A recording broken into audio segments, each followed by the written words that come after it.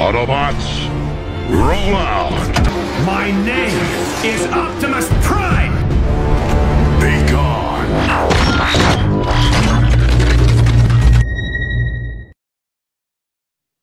Hello everyone, this is Cyberverse Prime, and today we're going to be taking a look at Transformers Studio Series Rise of the Beast, Voyager Class Rhinox. Man, that is a mouthful.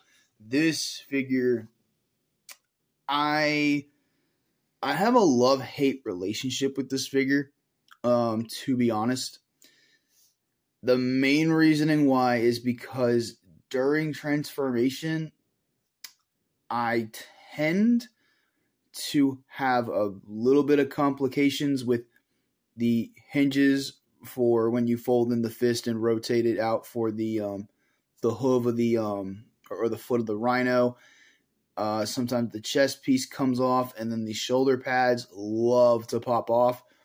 So it's a bit of a love-hate relationship with this guy. So if you guys see me getting frustrated with this figure, I hope that yours doesn't have the same tolerances. But my copy isn't the best. But he was in my top 10 video of 2023. So I have to give it down to him for that. It's just the transformation to and from robot mode can be a little bit of a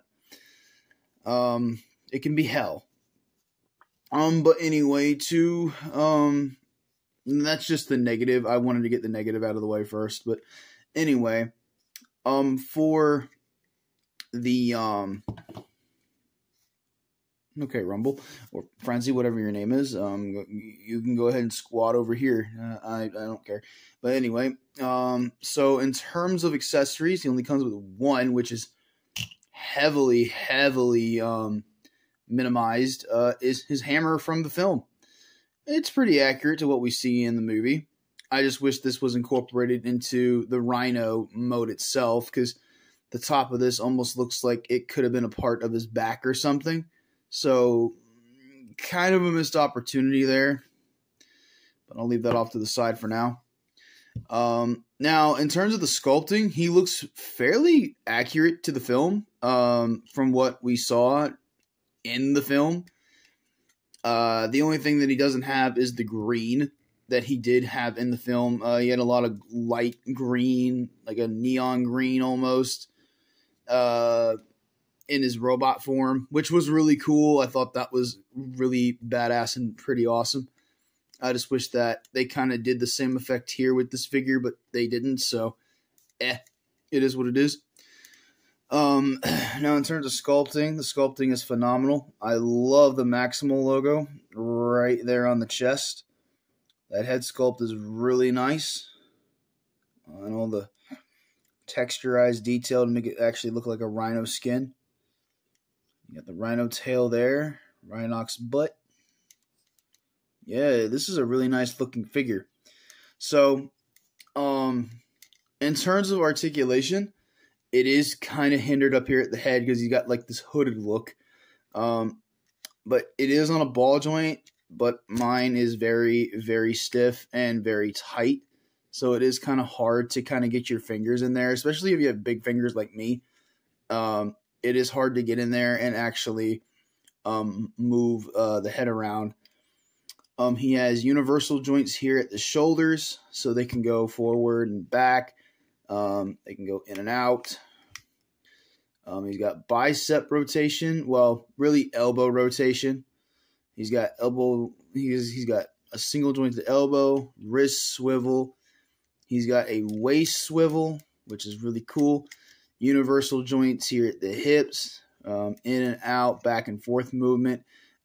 His knees go forward and back, which is kind of weird. So his knees are kind of weird, and then he does have the ankle tilt, which is really cool. So you can break his ankles, I guess, but yeah, really cool looking figure.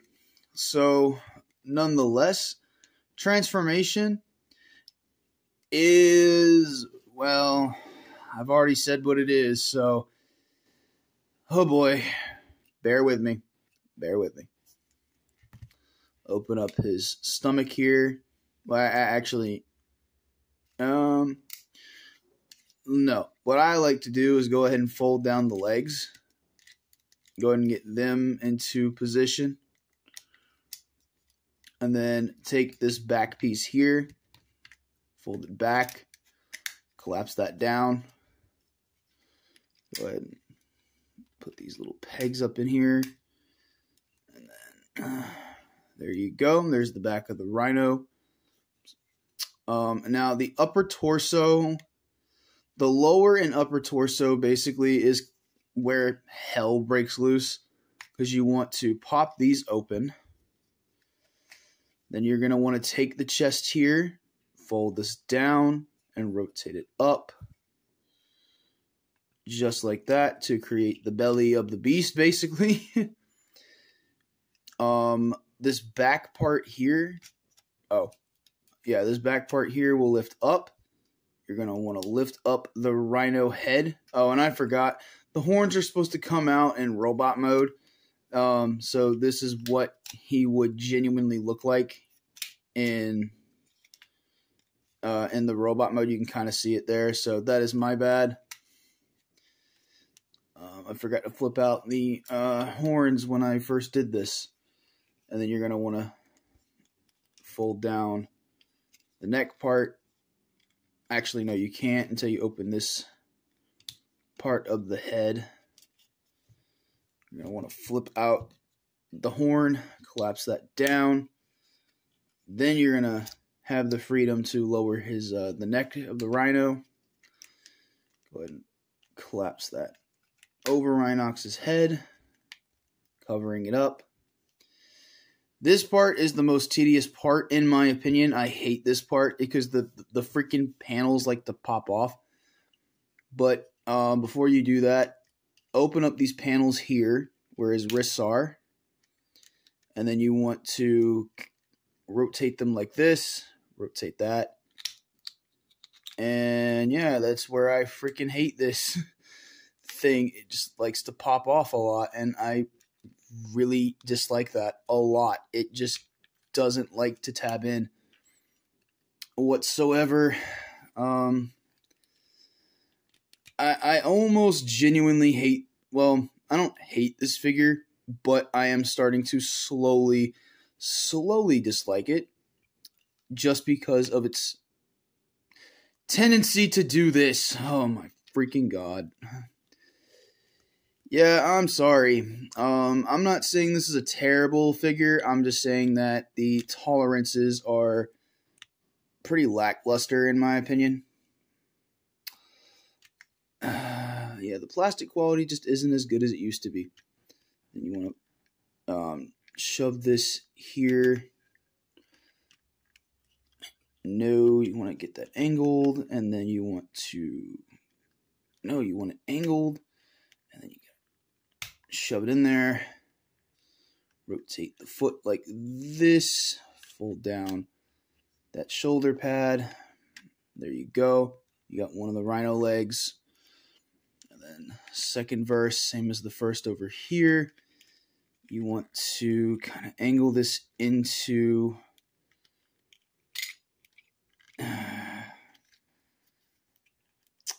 Yep.